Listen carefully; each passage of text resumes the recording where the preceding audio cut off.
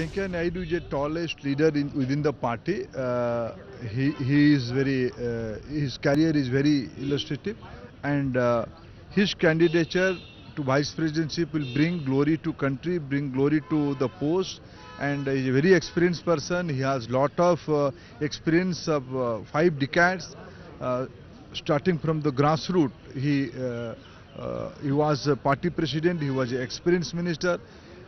Being a junior cabinet colleague, I think it's a loss to all of us. His guidance will not be there in the cabinet, but his experience in social life will contribute national politics. Right. You know, the fact that still there was today we saw a lot of uproar in both the houses of the parliament. The Congress staged a walkout.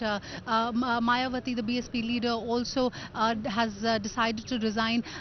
For the government, how are they looking at things like these, and how will in the course of the monsoon session, how will you try to pacify the opposition, so to say?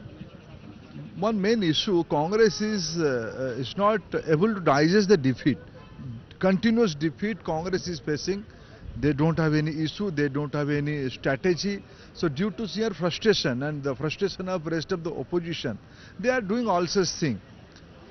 I feel pity on them. In a democracy, they should participate in debate, they should deliberate, and they should contribute the parliamentary democracy, what they have to do. They are not doing that, they are frustrated people.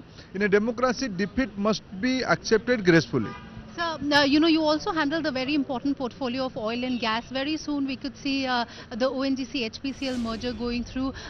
You know, help us understand how will the valuations really work for that, and how will ONGC really look to fund the buyout, because that is the big contentious issue at this point. According to my information, ONGC is fully prepared to invest money in the different portfolio, profitable portfolio. I don't see any problem.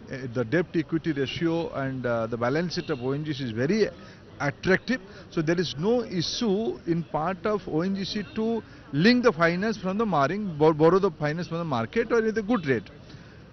In this financial year, government has decided to complete this process. Let us see how the evaluation will come out. Professional and expert agencies are engaged and employed.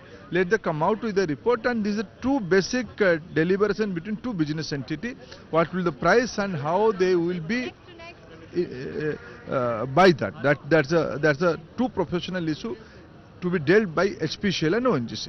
So, you know, as far as HPCL is concerned, as a refiner, there'll obviously be a lot of synergy once ONGC takes over. So how will the government ensure that the synergies are, you know, are in place for both the companies, and going forward, when can we expect the valuation process for the assets? These are all technical and professional issues. They will be dealt by the company level. Government has given a broad guideline.